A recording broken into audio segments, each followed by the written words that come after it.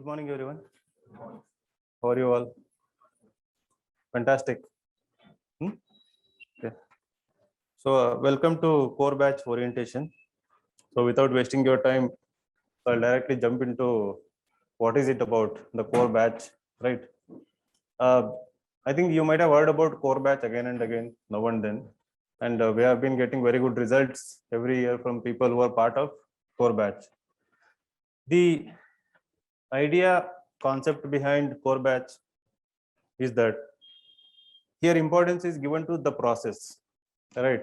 So if you looked at the, have you looked at the timetable? You're familiar with the timetable, right? So what happens in UPSC journey is that most of the times your focus is on the outcome, right?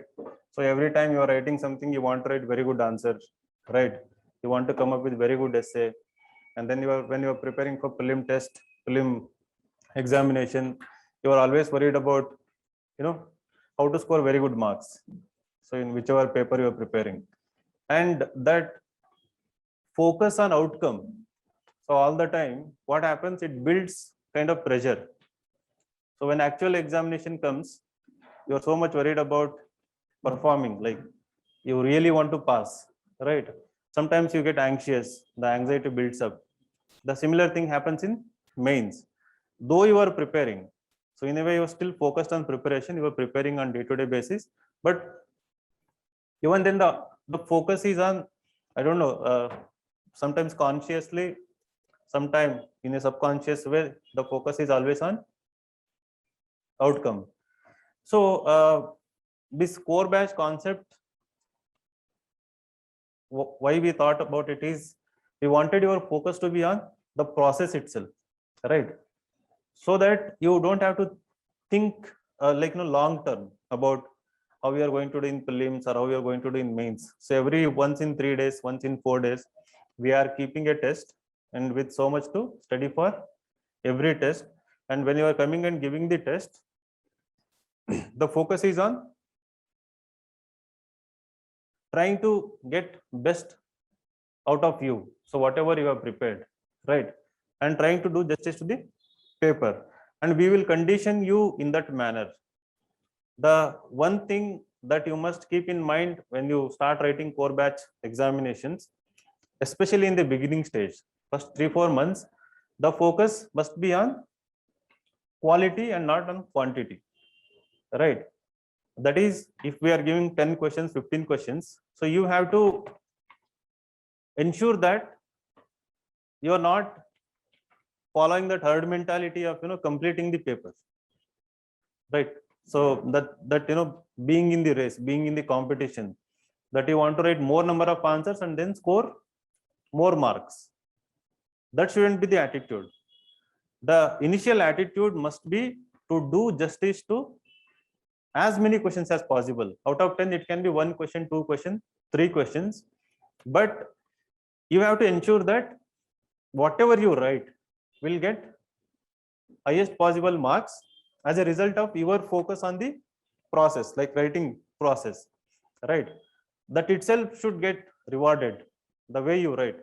So what it means is that, so when you are preparing, what you can do, you don't have to read from end to end any textbook. For example, what is the first test about? What is the syllabus? So art and culture. So you may be referring Nitin Singhania, you may be referring NCERT textbook, you may be having any coaching notes. So instead of trying to read from page 1 to last page, you have to identify the most important topics, right? So how will you do that? So there are 2 ways. One, by understanding the previous year patterns, both prelims and mains combined. So you shouldn't be just looking at only mains art and culture questions of past 10 years, but also in prelims, right? To some extent, I can go ahead and say that even in the interview, if at all there were culture related questions, right? Because that is what the UPSC is thinking about. So they will not always ask random questions. So nowadays they're asking few questions, but there is always some thinking behind asking certain kind of questions. Second, the current affairs which are going on, which are related to the syllabus, art and culture. So here maybe the secure compilation. Are you aware of secure initiative inside SIS? So you can go through last 2 years secure compilations, anything related to art and culture, right? So these two, you have to make a list of topics that are covered and then try to do justice to those topics as much as possible. And within them, use your intelligence, common sense to know which requires more of your attention. And when you come to examination, again, the questions will not be directly from what you have read, right? So we will ask bouncer questions. We will ask the same question in a different dimension. Here, what we will be testing. So akin to what UPSC is doing, application of your mind. That we will force you to think in the classroom. So when you take up to write the examination, so out of 10 questions, you may be very familiar with 3-4 questions. So choose only those 3-4 questions. Don't look at other 6-7 questions, right? And try to do justice to those 3-4 questions. So if it is 150-word question or if it is 250-word question, from beginning to end, what should be evident is not just how well you are prepared, but also how well you are thinking in that moment, right? So the second part is more important. Nearly 60-70% of the questions in real examination will test this second aspect, presence of mind, how smart you are and your ability to interlink different disciplines, right?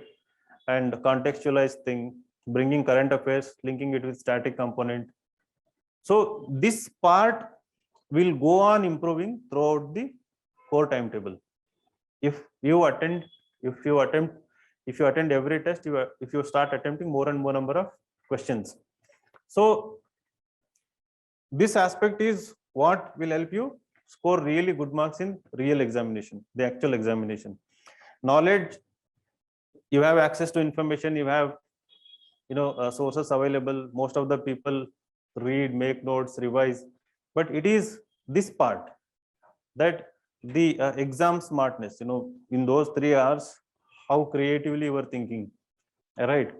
And how well you are doing justice to the demand of the question, the core demand of the question. So the core demand of the question, it starts with, by understanding the demand of the question, right? So recently, like yesterday, 4 people, 2 guys came who wrote their first IPM test. So they were in the classroom program. They had this habit of writing one answer every day, static, but they were never used to write, the full length paper. They didn't have that habit. So first time they went, so out of 20 questions, they were able to answer only 4 questions, right? So I asked, like, you are prepared for like 1 year, like 2 years, and you have been writing answers. Why were you not able to answer more than 4? You should have answered like 3 hours. They took 3 hours but were able to answer 4 questions. So what was the reason given by them? Has anyone tried doing this by yourself? The first reason they gave was, so we prepared something and the questions were entirely different. The topic was similar, but they were more applied in nature. We didn't know how to break the question into different parts, right? From where to start, right? So, and where to give more weightage to, which part of the question, right? So this problem you will overcome, because you will familiarize yourself with dealing with more number of questions. So in a test like situation, doing everyday answer writing at home with 1 or 2 questions, at your in your comfort zone, is a different experience. Coming to classroom, trying to answer these question papers in test like situation, for core batch there is no flexibility, right? So if at all everyone is going to take admission, so these many people will come and sit in the class, and you will have to write in the classroom. So that will add little pressure as well as maybe pleasure to somebody. Like, you want that experience, right, of writing in the classroom along with the students, and it gives a new experience, right? You will become more conscious, right? And then that exam wala feeling. So that will change the dynamics, the equations here. You will fail to understand the question. Even if you understand the demand of the question, you will spend more than 7 minutes or 11 minutes that you want to allot to the time. So in the initial tests, these are the common problems, right? Despite these common problems, what you must do is you must not give up. This is what I see every year. So 100 people with so much of josh, so much of enthusiasm, because you have failed in prelims, you have failed in previous mains, you have failed in experience, interview level. So this time, you are all pumped up, like, no, I'll join core batch because the timetable is so damn good. Like, there are so many tests, and it will give me consistency, it will give me discipline, it will give me opportunity to improve. You come with, all these things. But out of 100, at April 13th, the last test, I'll see only 15 candidates every year. It is less than 20% people who write the last test. And believe it or not, most of the times it is those 10 to 15 candidates who go on to clear this examination. Right? Some people, smart guys who give up, like who deviate, even they also clear, but majority of them is so familiar. It is like textbook every year. There are two things. One, who is consistent with the process. So when we say being consistent with the process, their focus is not on outcome, but improvement. Like, they want to improve their skills, writing speed, structure, presentation, ability to recollect more number of points, coming up with better quality examples, better introduction, right? So their focus is on constantly on improvement, and that improvement will naturally bring them good marks eventually, right? So the second pattern is that they regularly come for feedback. The people who, these minuscule people who have this stamina of enduring this long marathon of writing, so they come for feedback because they are focused on seeking improvement. So they don't just do it alone by reading, memorizing, revising, coming and writing, but also they bring their copies, evaluated copies, or anything that they have written extra, essays, answers, that they will go to mentors. The core batch will have mentorship, and either they will come to me for improvement, right? So these two, that category of students who are familiar with, who make themselves familiar to us through these two things, eventually get through either this year or that year, right? So that is the the most visible phenomenon that is happening here. I think the same thing might be happening somewhere else. Whenever people, like, some people, when they come for OGP admission, they ask this question: how many students are there in a batch, and how many students you will allot to a mentor, right? And then say, like, we sometimes we give the core batch, you will have like per mentor like 10-20 students, but others 50-60 students. And I always ask them one question: so where are you studying now? So they'll say, I'm doing engineering, right? So how many students are there in your class, right? So like 50-60 students. So out of the 50 students, how many in these 4 years, how many went to teachers regularly? You go back to your school days, college days, your own classrooms, right? And it has been kind of enigma. Like, I want, whenever you people come here, I tell most of them that you should come out of that mindset, right? So what you were in the college days, that introvert kind of person, or very smart person, अरे teachers नहीं चाहिए मुझे, I'm very smart, I can solve problems on my own. So that kind of two extremes, right? So you have to come out of that. Here this journey is entirely different, right? So because we keep, like myself, teachers, mentors, we keep in touch with so many students on every day basis, every year. So we have better understanding of the examination and how it is evolving and how it is changing. So what is its demand every year? It keeps changing. Even I don't keep telling the same thing every year, right? So last year, if I had told somebody something about mains answer writing, so this year I am changing it because So I have this unique opportunity of interacting with hundreds of toppers and also hundreds of people who didn't become toppers, right? So you look at their marks, you ask them questions. How did you write answer to this question? So what were the ideas that you brought in your essay, right? And then you ask the same question to the one who has scored very good marks, right? You start observing a pattern, right? So this year the UPSC is thinking, and usually it is like 2 to 3 years that thing continues. It will continue till that thing becomes herd mentality, like it becomes universal, right? So this year we start suggesting this new thing, right? It works very well this year. Next year you people become topper and you tell everyone, right? So and then the mindset is like this, right? UPSC, you watch YouTube videos, toppers strategy, start adopting it, and you think you always think that you are the smartest guy in the room and you are alone doing this, right? Downloading toppers copy, right? Deciphering the way they have written from top to bottom, what is different in them, and you don't know that Srushti Jain Deshmukh copy is downloaded by 10 lakh other people, that they are writing, or Shubham Kumar, right? So this, you should never do this, right?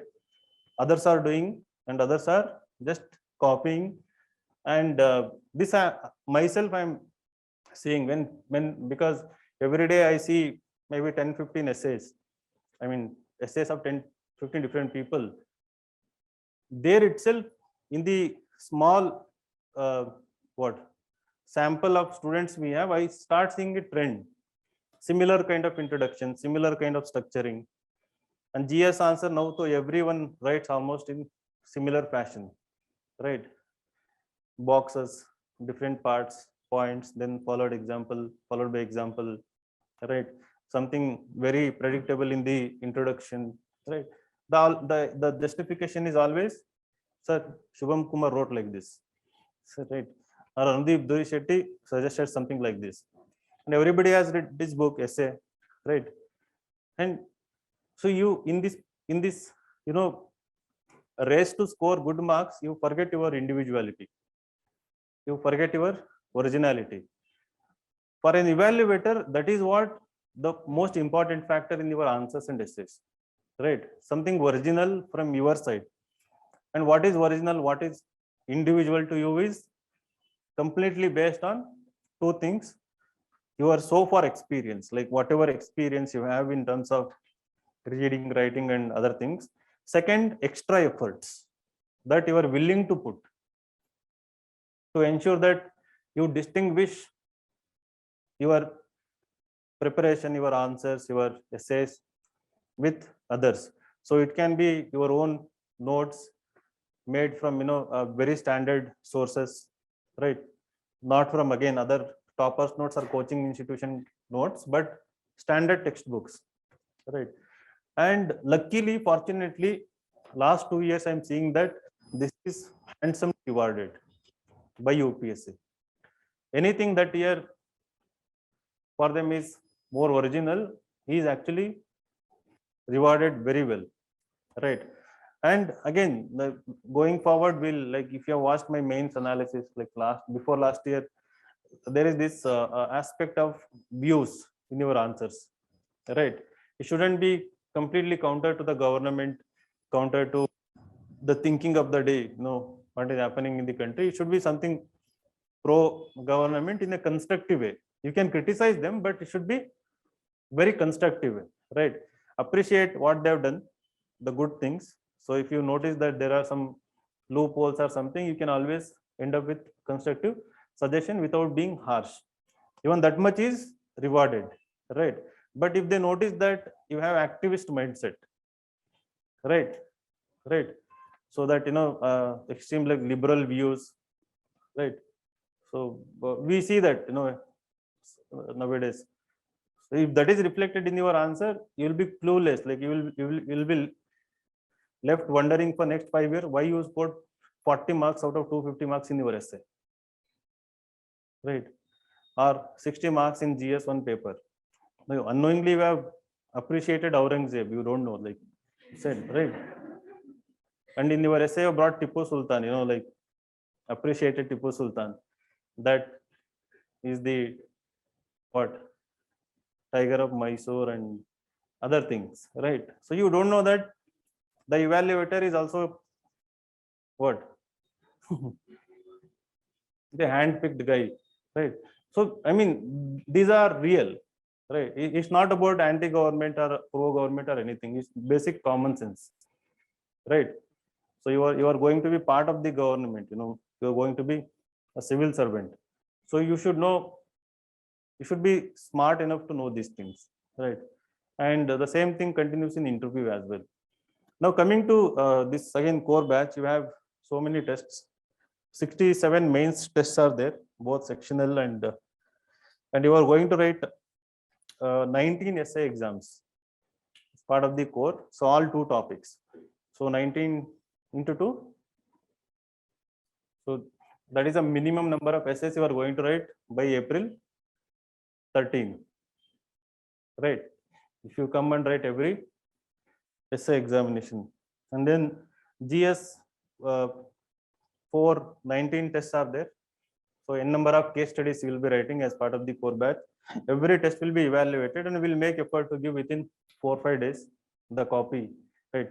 Sometimes it can be 6-7 days, but within 4-5 days we will be evaluating your copy everywhere in Hyderabad, Delhi center and Bangalore center, right? So that is why we are going for limited number of students in the core batch. And it doesn't end here. After prelims, you will get I will test series, right? So this is as part of the core batch. So you will continue writing all 28 tests of I will. So it is like 67 plus 28 of I will, which are completely full length.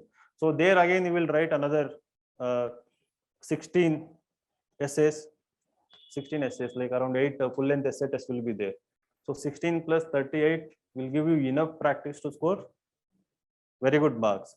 So to put in other words, enough practice to experiment, right, and evolve your own individuality, bring your own originality in your essays, right?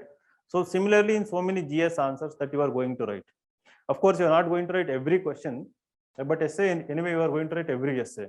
In GS you are not going to write every answer, but eventually after 3-4 months, if you stick with the timetable, you will be in a position to write in 1 hour at least 8 answers out of 10. So that will be a tremendous growth, right? Ideally you should write 6 answers in 1 hour, 6 to 7, but you will be in a position to write 8.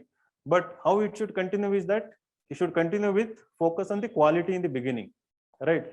So by default, when you pick up writing future tests, you while trying to write more answers, you will not be compromising the quality, right?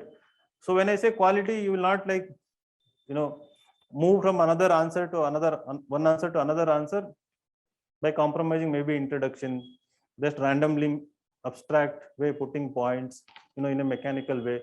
You will not be doing that. Okay. And we usually don't give you a template like, you should write like this. And our model synopsis is mostly content oriented.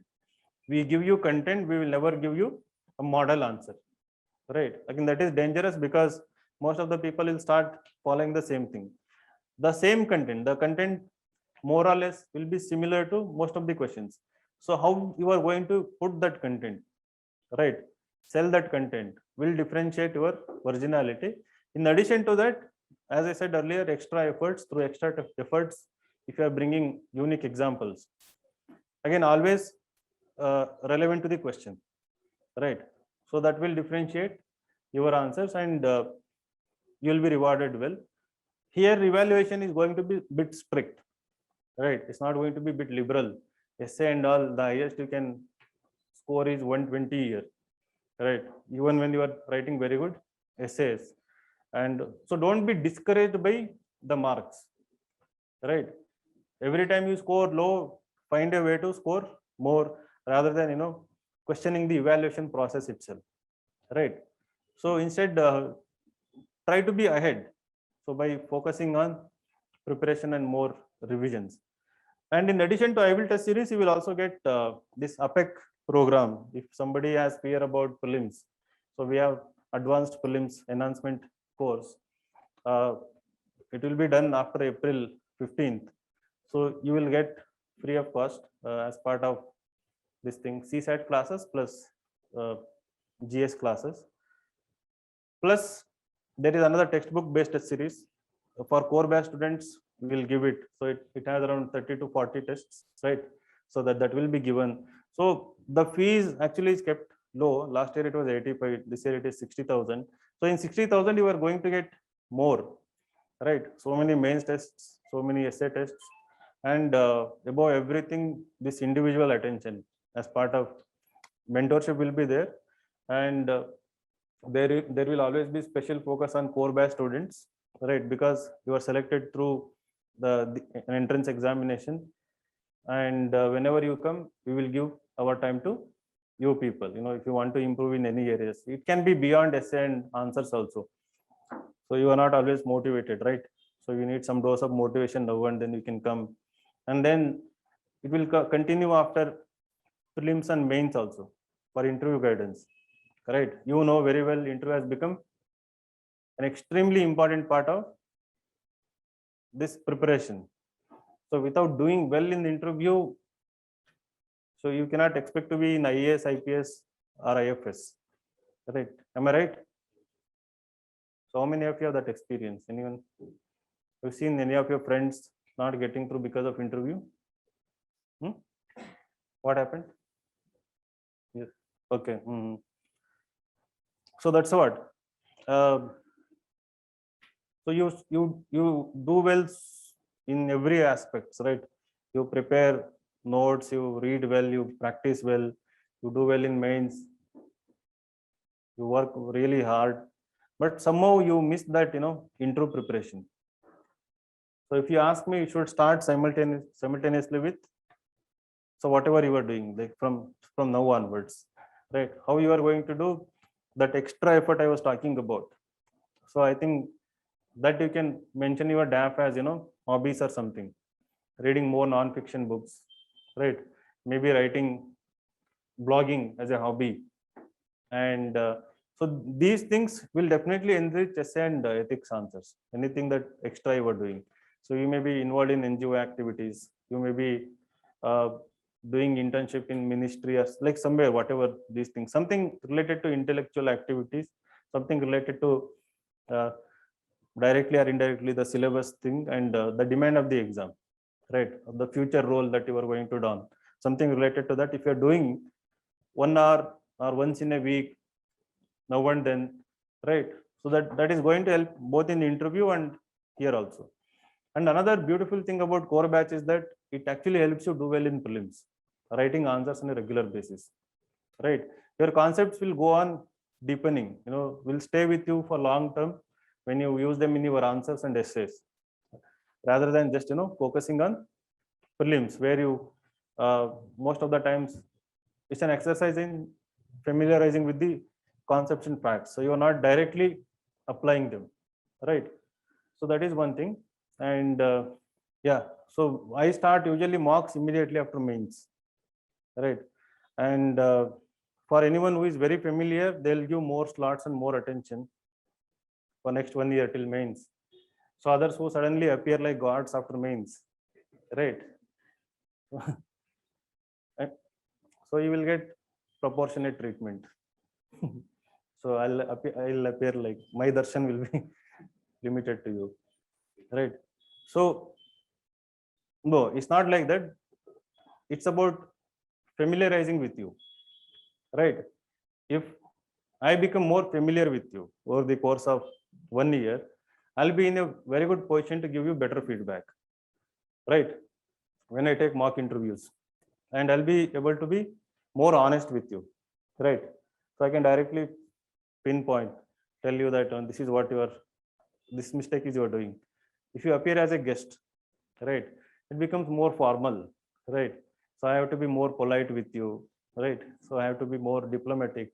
तो आप ऐसे गलती कर रहे हो लेकिन तो so then something like that will happen, right?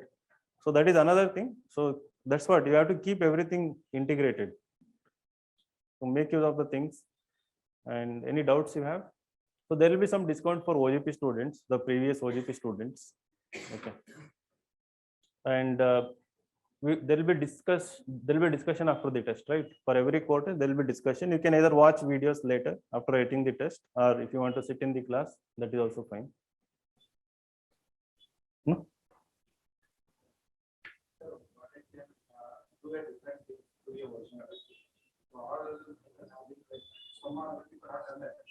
Hmm.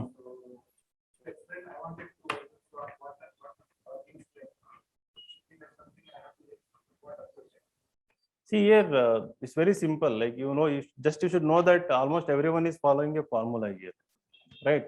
So while trying to be different, original, individualistic, don't be too different, right? So you don't have to put too much of effort towards it. Just in the entire answer of 250 words, 2 different examples, right? Which indicate that you have put that extra effort. That, if it is modern history, it will show that you have read some chapters from maybe Placido partition, right?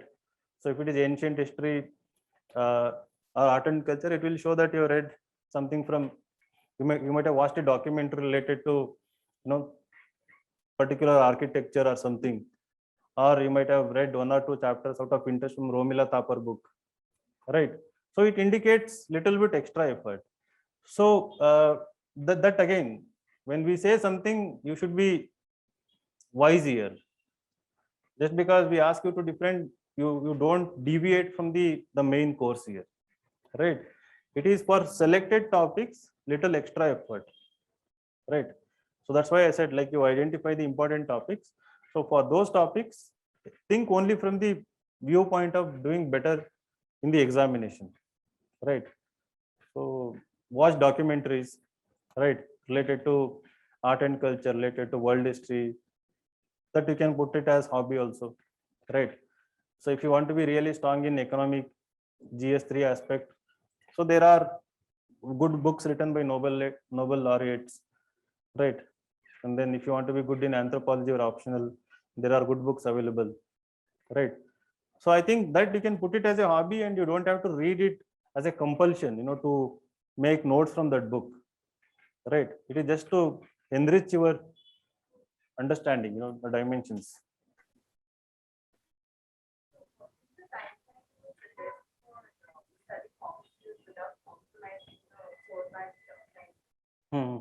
See, always we put this precondition before the core batch. You should have completed optional, and then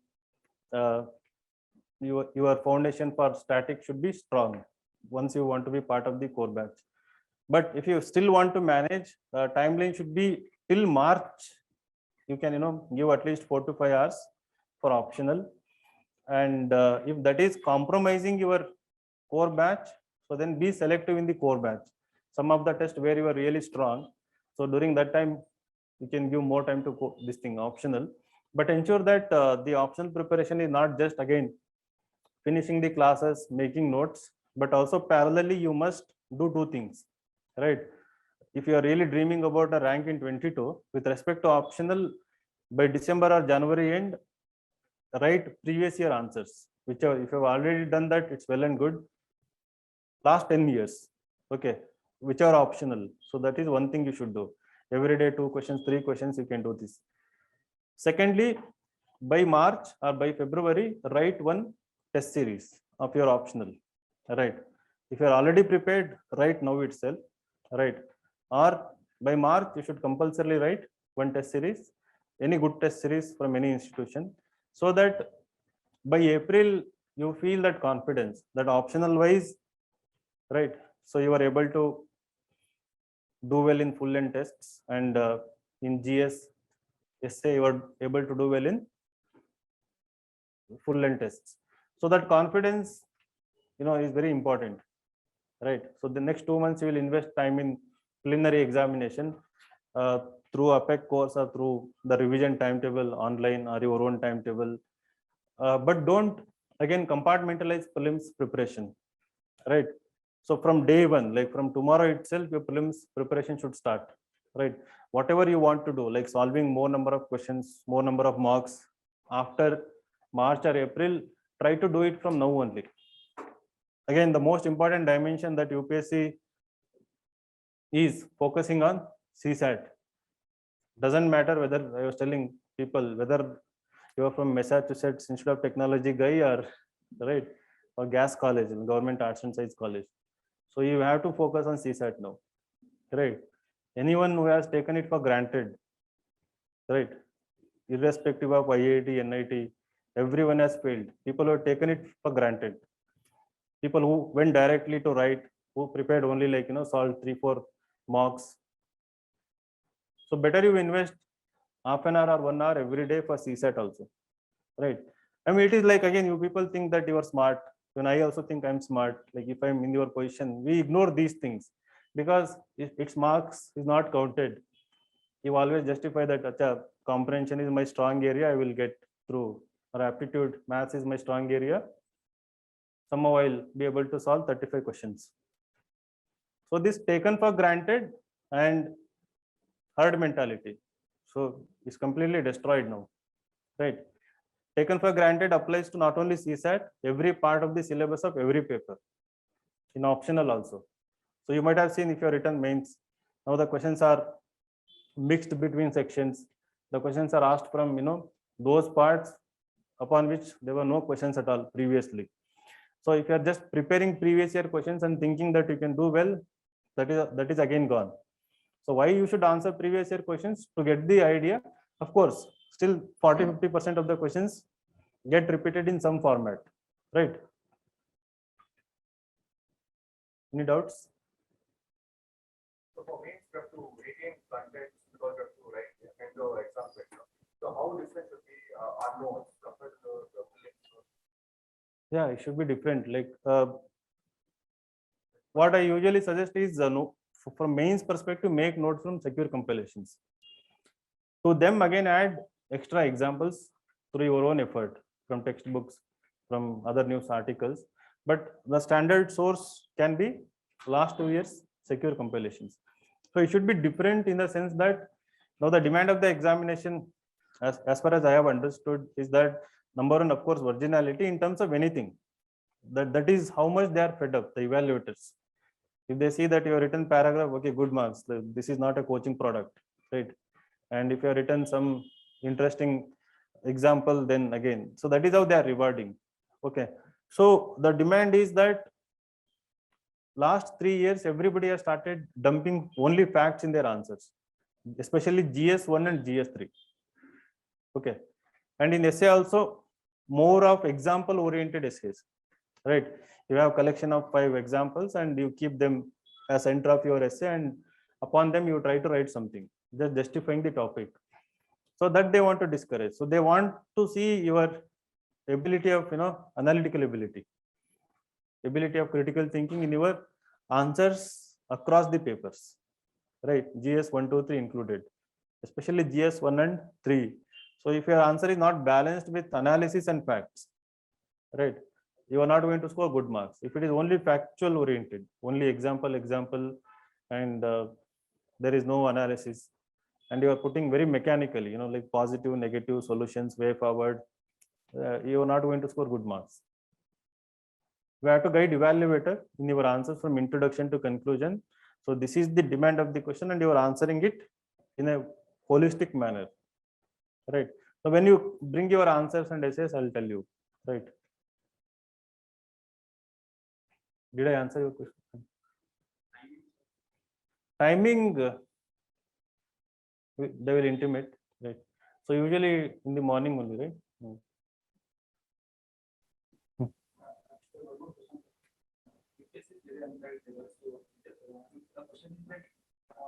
What we may can we prepare for that unpredictable? For example, they bring suddenly a PSCs or maybe they cannot change suddenly options. We have an option. They cannot suddenly change the 2 options. They cannot impact that.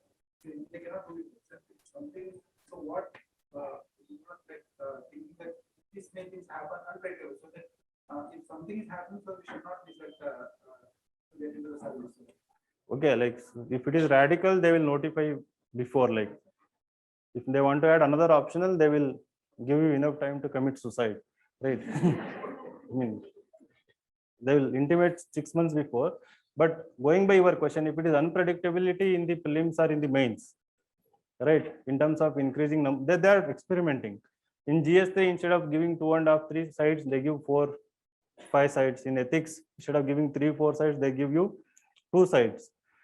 So yeah, it's a very good question in the sense that you need to be smart. You need to adapt very quickly, right?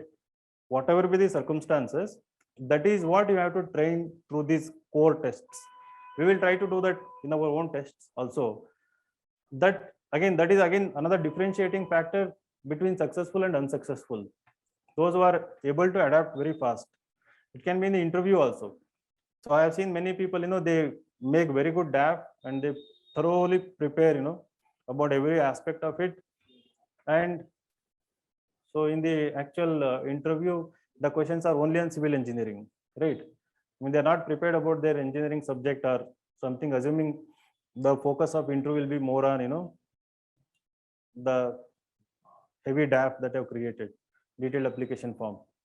So you have to quickly adapt without getting, underconfident. Similarly in mains. So how will you do that? Through more practice only.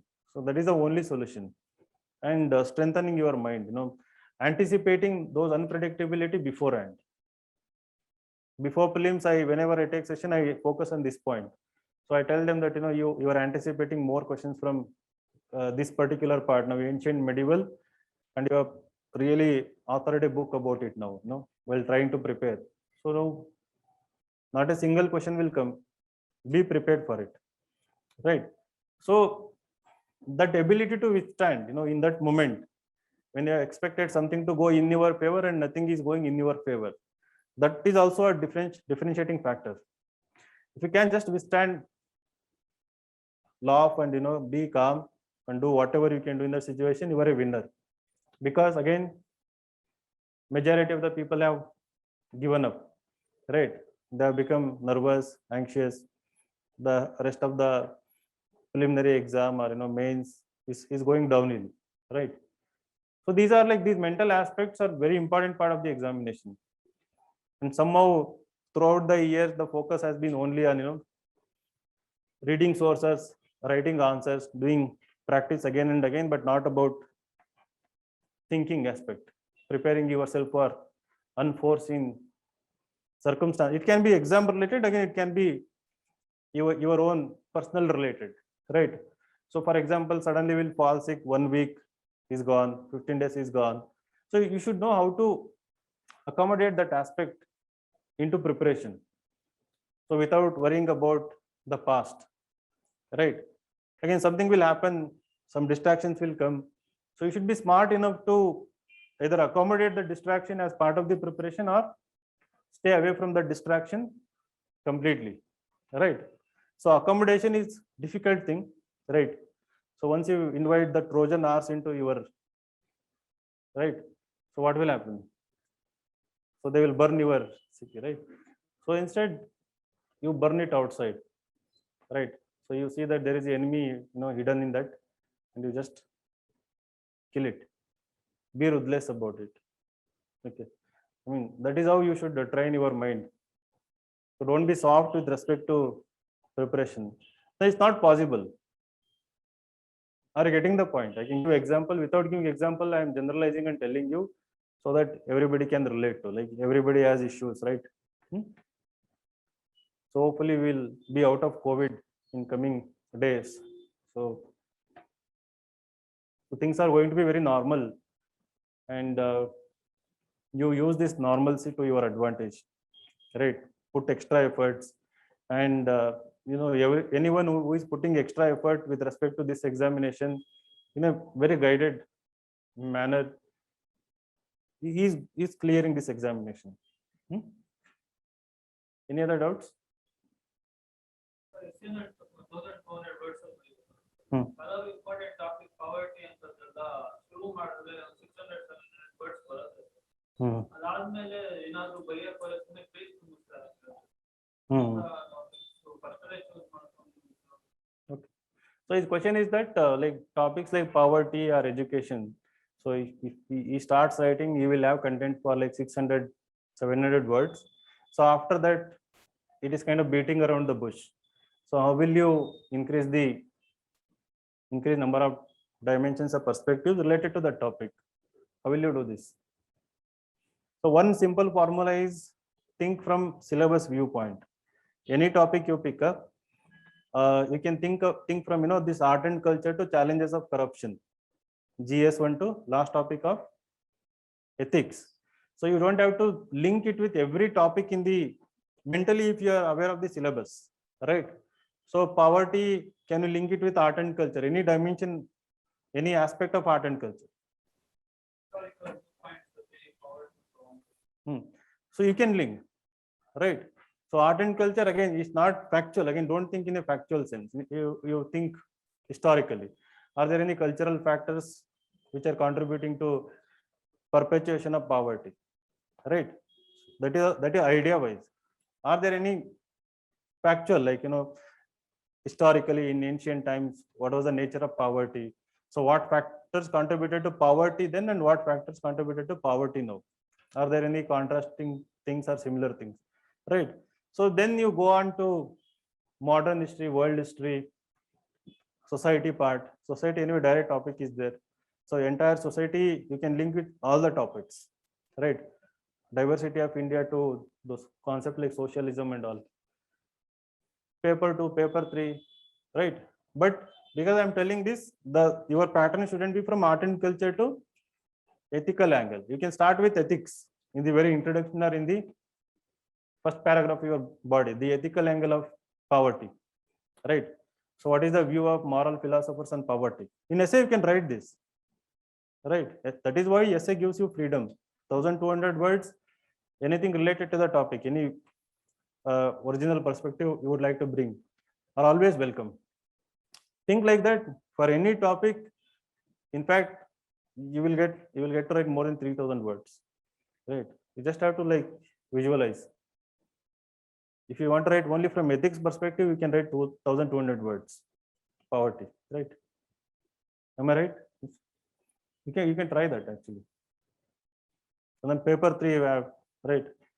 So environmental angle you can link with poverty. Of course, I'm just talking about poverty. The topic will be something different, but even then you can link at least 5-6 subtopics from all 4 GS papers, right? So that is one way. And another one way is always thinking about the extra effort I was talking about, right? Your own experiences. You might have watched documentary on it. You might have read book about it. You can start with quoting something from the book, right? Another dimension is taking things from optional. Like if Kannada literature is your optional, so do you see anything related to poverty, right? In any of the short story, in any of the novel, like Vodalala example is there, right? So from there you can start. If there is any Vachana by Basavana or Akma Devi, right? So you can start from there. That is very unique to you. Now everyone will not be giving those examples, right? So that is what I'm talking about. The smartness to interlink things, bringing something from different context to contextualizing. I use the word in that essay answers. So if you're able to do this, so don't think linearly. So what will happen in the first essay, if we are giving topic from art and culture, so most of the people will use only art and culture examples because you are reading for art and culture mains test as part of the core batch, right? So there should be only one dimension. Beyond that, there should be other 5-6 different things apart from art and culture, right? So inevitably, those are the example I see. Like when you bring your essay, when you write your essay, so whatever you are reading art and culture, because that is there in your short-term memory so powerfully, you tend to use them. And you think again, you are alone doing this, right? So think from the competition perspective and evaluators. You should always empathize with the evaluators, right? Have like little empathy for evaluator, you will become original. Like 9,000 people are going to write this year mains, right? If the majority of them are using same example, same presentation, same pattern, right? So it goes with the excitement to the extreme irritation, right? The moment he is irritated and your copy comes, and you are the gold medalist, right, in your university, and and in test series you are scoring 110, 120 year. Hmm? But the evaluator is irritated, and you see Mahatma Gandhi, very example, right? And Mother Teresa, and APJ Abdul Kalam, Vivekananda in your essay. So what's this fellow? Right. So he's also same like other sheep here. So, chalo, right? That is the dynamic in the evaluation. They laugh, they shout. So what I've heard from people, right? And what we experience also, right? I mean, you people are like well educated, so much experienced, and so smart, hardworking. Just invest like 5-10% of the time in making unique about.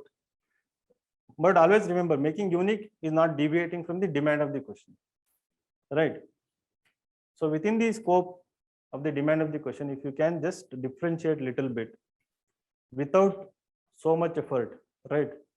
Like it will be like breeze, like cakewalk this examination. Become that smart, like you will be surprised that with not so good handwriting, not so good presentation, also you will clear this examination. These things are next. What is ultimately important is meeting the demand of the question with very standard quality answer. The presentation, structuring, so they are secondary. They are important. If you can complement your quality answer with very good presentation, then Tina Dabi, right? I mean, I don't know quality of answer, but presentation and all was extremely good. So something top 10 you deserve. Anything else? Ondena? Global hunger index. So kutkod. Global hunger index. It's right. We are doing more programs towards it. Hmm. From ಸ್ವಾತಂತ್ರ್ಯಕ್ಕಿಂತ ಮುಂಚೆಯಿಂದ 6 ನಂತರ ತುಂಬಾ programmes ಮಾಡ್ತಾನೆ ಇದ್ದೀವಿ. ಆದ್ರೂ ನಮ್ಮ ಸುತ್ತ surrounding ಇರೋ countries ನಾವು ಅದನ್ನ ಔಟ್ಪರ್ಫಾರ್ಮ್ ಮಾಡಕ್ಕಾಗಿಲ್ಲ ಅಂತ ರಿಪೋರ್ಟ್ ಹೇಳ್ತಿದೆ. ಸೊ ಏನ್ ಸಜೆಷನ್ ಅನ್ಸ್ತು, we are doing so much of program for that. In writing solutions can we critic ಅದನ್ನ ಟೀಕೆ ಮಾಡ್ಬೋದಾ, ಈ ತರ ಪ್ರೋಗ್ರಾಮ್ ಸರಿ ಇಲ್ಲ ಅಂತ ಹೇಳ್ಬೋದು, ಈ ತರ ಮಾಡ್ಬೋದಿತ್ತು ಅಂತ ಹೇಳ್ಬೋದಾ ಅಂತ. So the question is that like global hunger index and so many other index, our ranking is dipping. So should we criticize them? So despite government is putting so much effort, the ranking is not reflecting our efforts on the ground, right? So in that case, should we criticize? So what should be done?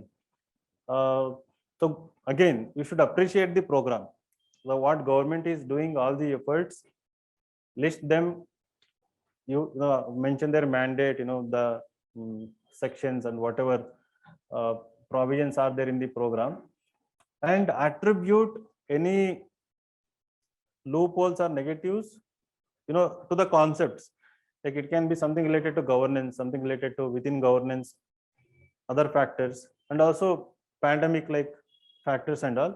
And then suddenly while concluding, you have to say that these index actually do not reflect the reality, right? India being diverse country, like hugely populated country, and also kind of fractured in terms of polity, so efforts are still being taken, right? And then you can say that it will take time, like I'm in general I'm telling. So what should be the tone, right? So end it with a very hopeful positive note. So never be one-sided, saying that index reflects the reality, and despite 75 years we haven't done anything, right? So don't have that tone in your answers.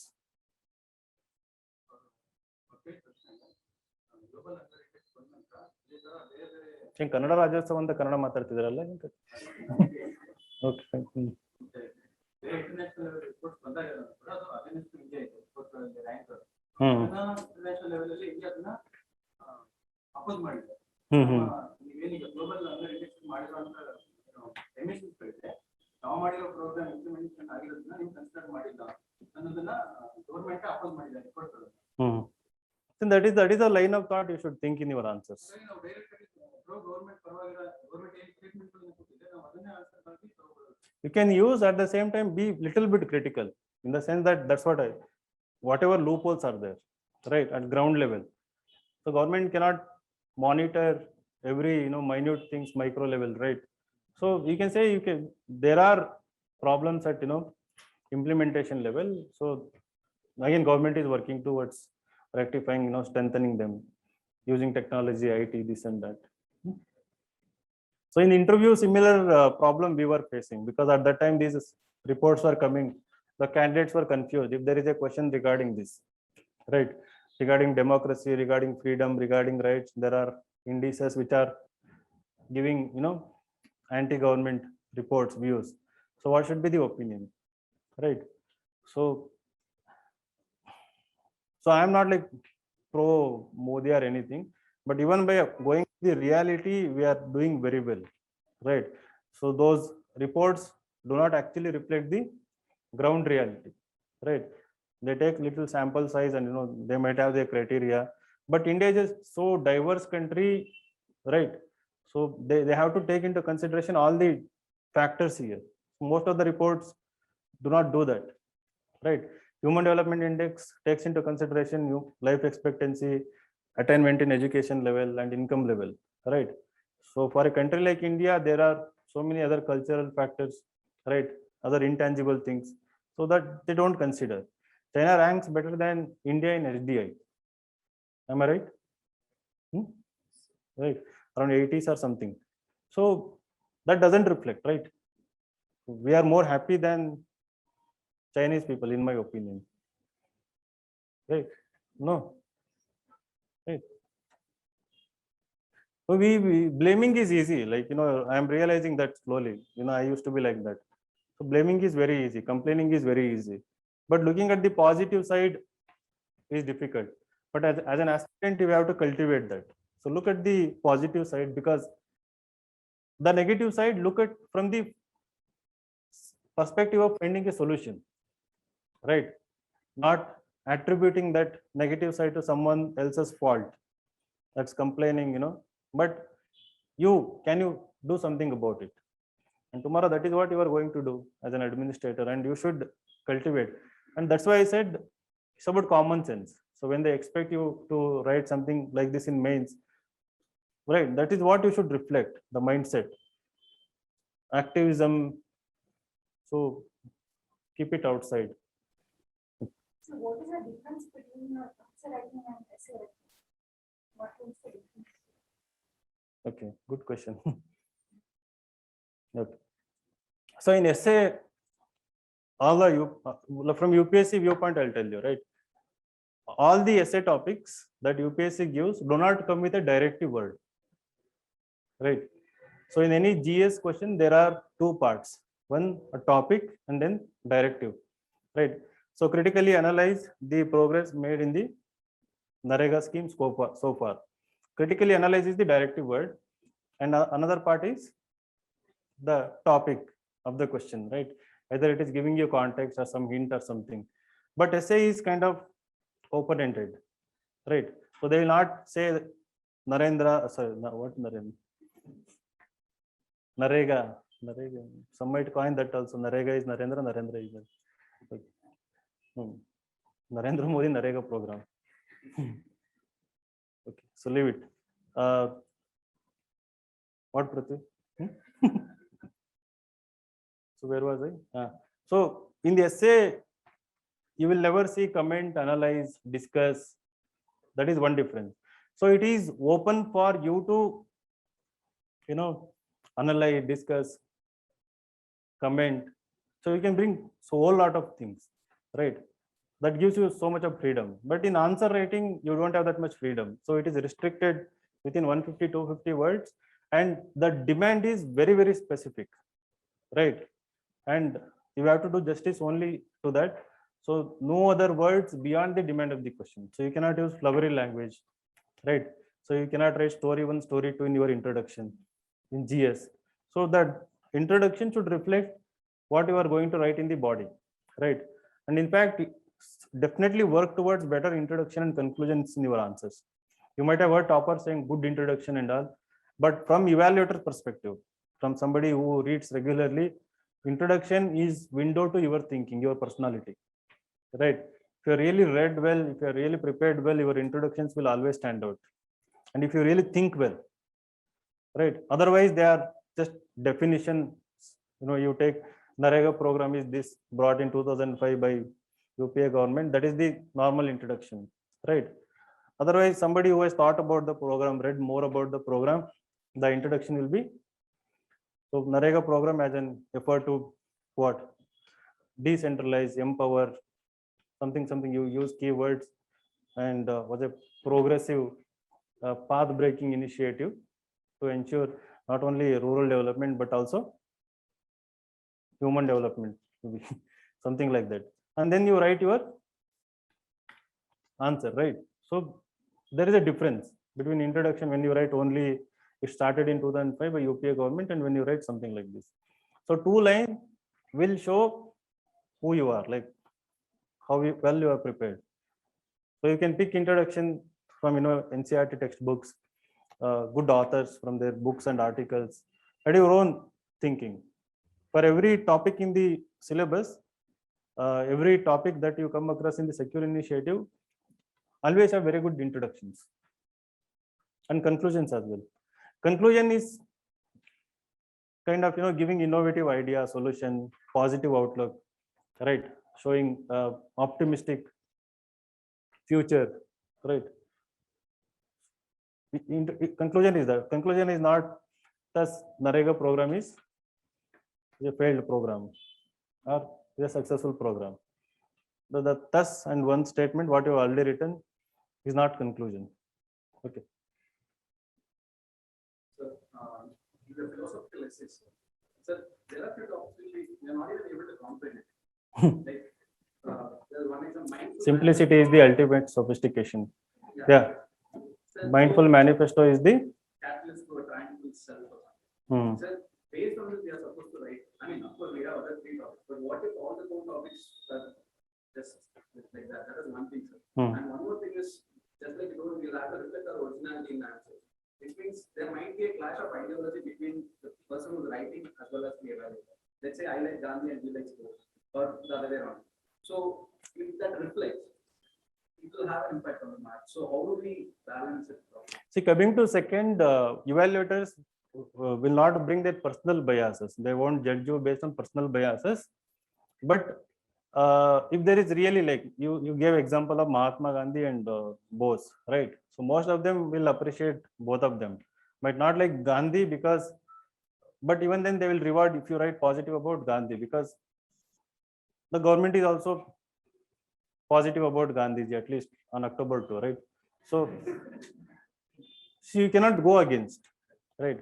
But if it is completely extreme thing, contrasting, like you are what?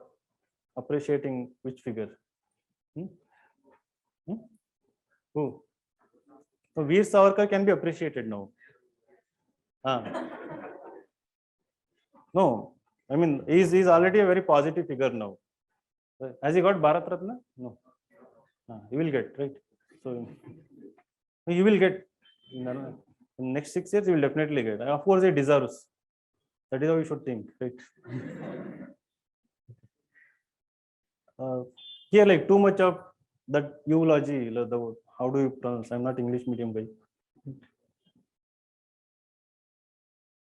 Eulogizing. So you know this word, right? You appreciate somebody like exaggerating, appreciating too much. So if you're doing it for Nehru throughout the essay, then they will be unhappy, right? So you should have that understanding of the present realities. Okay. So then based on that, you bring your ideas. Okay. So coming to first, how to decipher those topics. Number one, your ethics preparation must be very solid. So that mindful manifesto is a roadmap for tranquil self. Roadmap or what? Huh? Catalyst. Yeah. Catalyst for tranquil self. And also there is the simplicity is the ultimate sophistication. So these are all quotes from moral philosophers, right? So you can either collect quotes of moral philosophers, but more importantly, your whatever topics are there in ethics, GS4, every topic must be very strong, right? If that base is very strong, you can definitely write very good essay about these things, right? So mindfulness, there are books about mindfulness nowadays, and We don't know in what context they have told it. so there is, that's what you have freedom to write in any context in essay, right? But if you can understand the actual context of the topic and highlight it in the introduction or first paragraph of body, then you are always very well rewarded. But if you don't know the context based on the meaning that you are understanding, so you write something in the introduction, but after introduction you explain what you are understanding by this topic, right? And if you are able to decipher more meanings, right? There is literal meaning and there is figurative, right? So you go in depth and you start understanding more dimensions to the topic. So those also you should explain after the introduction. So these are the my interpretations. So different interpretations that we can go, and then go on analyzing, those interpretations. With practice, you will actually get better. But I usually tell people to use your experiences, use your yesterday I was telling, before they ask the same question. So how will I get better examples for essay? I said before sleeping, read moral stories, half an hour or 1 hour every day. All these, starting with Panchatattva, Arabian Nights, Aesop's fables, right? And also moral stories from our epics and others epics, and folk stories. There are folk stories of Chinese folk tales, and then stories of Confucianism, what that no Zen stories, right? So if you have this habit of reading them, they act as very good backbone to your philosophical essays. And of course, biographies, autobiographies, people. It's a big task, but not that big task of training yourself to climb Mount Everest, right? Going there, camping in extreme weather. It's not like that. Like you are sitting in AC room, you just get more books, and it's such an enjoyable thing, reading all these things, right? Again, sometimes I tell people, I envy you people, right? So you have so much time to read so many things. We have lost that. I mean, we also have time, but like more of talking. Then you go back to family, play, right? And then you only preach. But even then, we try to do that reading part as much as possible.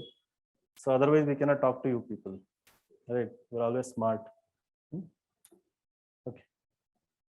Anything else? So see, I mean, this is one question. There are set of people who meet like at least once in a week, twice in a week regularly. How they do persistence, patience, I don't know. What they do, even then they are waiting, they either write essay, they write answers. If I am there, you can just walk in, right? It can be twice in a week, once in a week. So of course, 3-4 days in a week, I'm always here, right? You can just walk in. Some people see my car and then they run and they come and sit. It is how you do, like it's about one's attitude, because I don't want to give appointment and then I don't consider myself as somebody who can give up. I don't like appointment system, right? So the chairs are always vacant. Even I sometimes get angry with people who sit and wait outside. So chairs are empty, come and sit inside, right? And you have your own, I don't know what is it. Some people say that they are scared. Some people say that they need to be formal. They say that it is not manners to just barge in and sit. No, I don't care about all those things. So if it is not for asking discount, you can always come and if it is about evaluation, if it is about motivation, if it is about asking for suggestion, you are always welcome to just come and sit anytime. If I am here, right?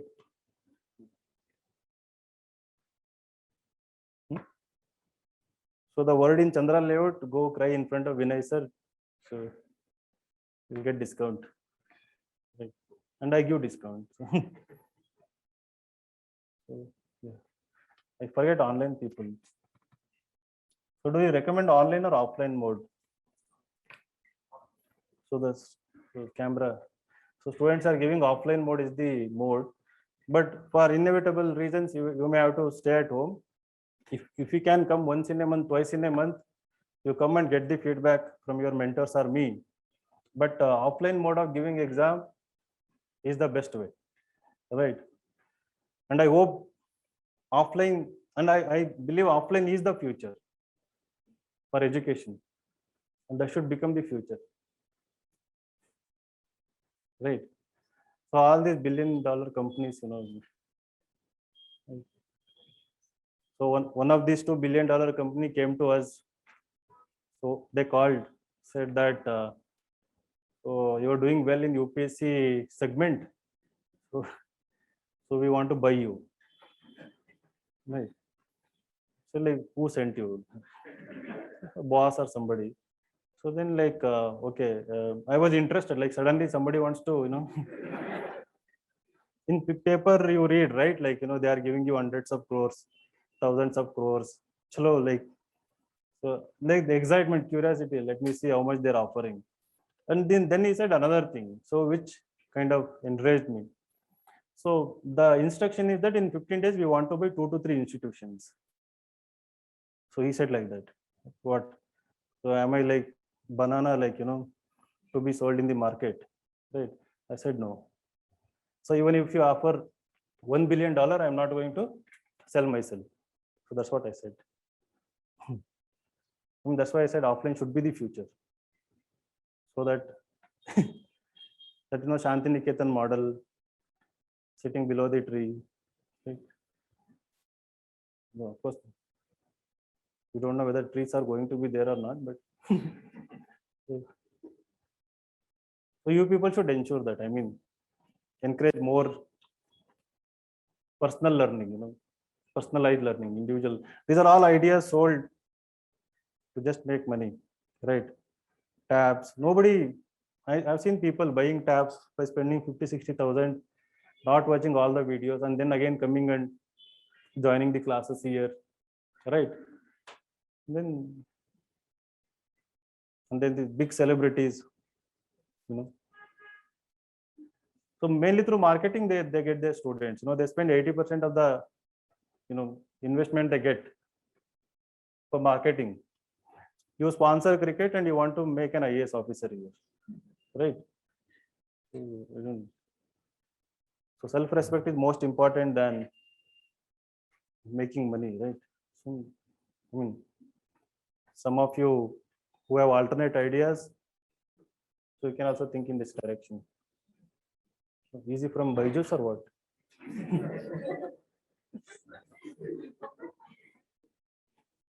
Online people, somebody walked out, one guy, so I cracked a joke. Is it from Byju's or an academy? Right. So anyway, so any other doubts?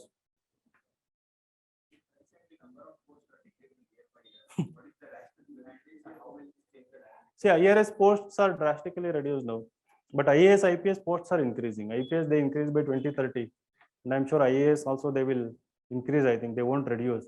So you are only IFS also they have increased in foreign service.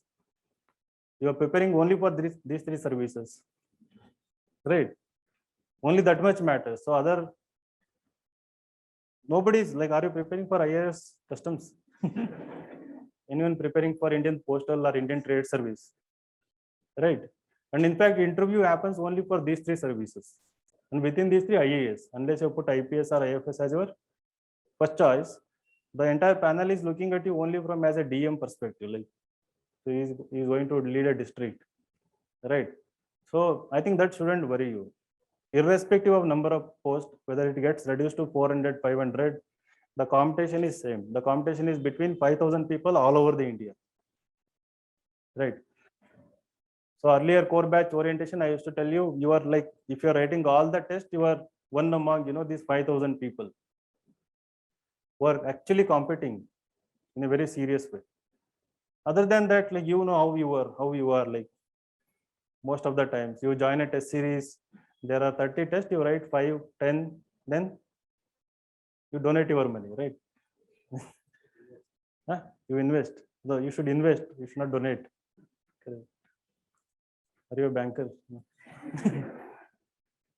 So that is what most of the people do here. You join a test series, you're not consistent. Having all these factors together, so it takes something extraordinary, right? From your perspective, very few people are there. So it's not about the number of vacancies, it's about number of actual competitors. And I believe their number is constant. Maybe it is getting reduced because distractions are increasing and other opportunities are also increasing, right? So if you are one among them, then you have nothing to worry, absolutely nothing to worry. Any other doubts? I feel today I'm talking better than my previous orientation. Okay. People are asking good questions. Any other doubts here? Yes. So very good question. So if you don't have any idea, absolutely any idea, leave it blank. Display honesty. Like you don't know anything, right? So that is the best bet. But if you have like vague idea, so enough idea to write 2 to 3 points, then only write that much. Don't try to elaborate. Don't try to fill the page by putting flowchart, diagram, unnecessary things. Instead, invest that time in enriching other answers. Other answers in a rush to complete paper, you might have left few examples, few points. Go back, give better examples, enrich. But what happens because you start reading everything? So there won't be any question that you don't know anything about, except there was this question about allelopathy last some 2-3 years ago in GS3. So many people haven't heard, and then there was this Cyberdome. People who had done well in prelim, they knew about it. The question was asked in a different context, right? But in that case, so if you can make sense, like if you are smart and if you can, write something that actually really makes sense, so you can actually write even 150 words. But again, every point should be distinct, not repetitive, shouldn't look like beating around the bush. But don't write with the mindset of fooling the evaluator.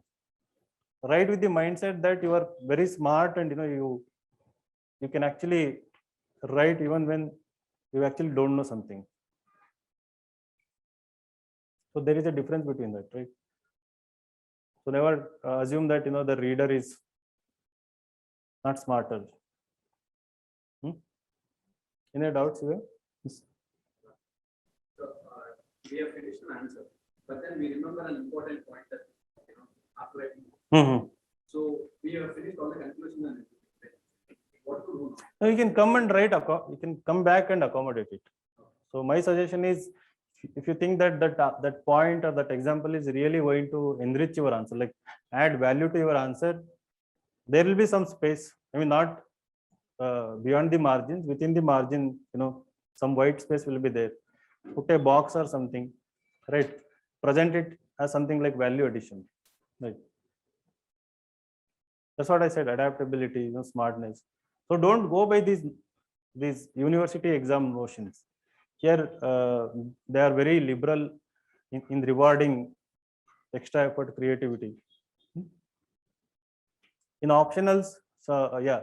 So you read the standard textbooks for optionals, whichever optional you have. If you want to score those extra 10-20 marks, now that is the competition. Below average 200 to 220, right? Slightly below average. Average 220 to 230 or 240. Above average 240 to 260. Good score is 260 to 280 for all the optionals. Very few people are scoring 280 plus in their respective optionals now, right? Literature 266 is highest. Polity I heard 285 or something. PSIR. Sociology is around 290, right? So if you want to score those extra 30-40 marks or 20-30 marks, I think same what applies with GS. Second, very standard sources, like every option has your own standard textbooks, right? Western authors and Indian authors. Selectively you make notes for most important topics. Again, don't read end to end. The most important repeated topics, you make your own unique, your own original notes and present them in your answers. any coaching notes, any note, any textbook written by a topper, doesn't work. So you told that better good introduction. So what do you mean by good introduction? Like, for example, like the question is about I gave no Narega example. So good introduction is that's what which is kind of a window, right? What is introduction? poverty. So we are just explaining about what is the No, no, no. The introduction you shouldn't explain. I mean, you shouldn't define poverty in the introduction. because like we can mention the concept of money. You can go with a powerful fact, like give the holistic view of your answer in 1 or 2 lines. So you should read like 2 essay topics in the introduction. 2 essay topics in the introduction. Right. Did you get this? So if I read your introduction, I should be able to write 1,000 words on it.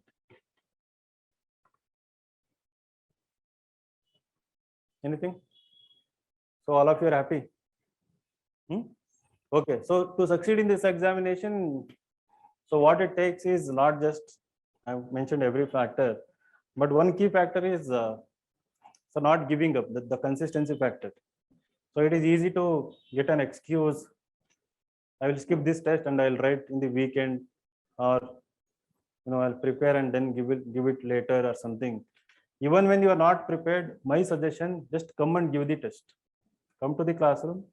If you haven't read anything because you are occupied in optional or something, come and write. You know something about 1 or 2 questions you will know, right? So that will ensure that your motivation is always kept high, and you will definitely see so much progress. I tweeted recently one thing. This core batch is also about that one very important idea. Start with something, right? Rather than waiting for very good opportunity to write something better later. When you want to come up with a better product, better answer, better essay, it takes like more time than starting with a very poor answer, staying with it, and then improving it in few days, right? Some people never write. Many are there, right? Yes. Some of you never written essay, or if you have written maybe one in many months or years. So the time will never come, even if it comes very late. Instead, you start with something. Eventually, you will write good essays, good answers, and I have seen that. I've seen people scoring 59 and improving it to 159, right? So many people have got IAS, IPS only because of improvement in essay scores. So many of them are still grateful today, right? I mean, to me. So people who are scoring 40, 50, 80, 90s with feedback and with their effort, right? Because they wrote more essay, I was able to give feedback. Or I was able to give feedback, they wrote more essay, whatever it is, their effort. So they were able to score very good marks because of improvement in 60, 50 marks. Many have got IAS, IPS, right? They were good in other papers, optional and others, and some people in interview. So this year, last year, 3 people who were scoring in the range of 140 to 160, they have improved to 190 plus, right? So everything is a process. If you're willing to submit, if you're willing to listen, if you're willing to learn and implement, you will definitely see improvement. Okay, so you are in the best place. You have to make use of the things available. So I don't want to boast like too much of it, right? So having interviewed like 500 people, more than 530 people, I did multiple mocks. So you get like unique understanding, right? About the competition itself, about the what board is expecting. When you see people whom you really give good feedback and they clear it, and then you trust your own feedback, right? And you get to a point you can confidently tell people you do this and it will work, right? So that is the level of experience we have got here, and if you're not making use of it, so it will be your loss. All it takes is just like one extra step, extra mile effort, right? Whether it is waiting, whether it is coming and approaching, everyone, including mentors, right? So don't judge anyone, just come. You may be very smart, you might have been very smart in your college, wherever you were, but this has different dynamics, this exam.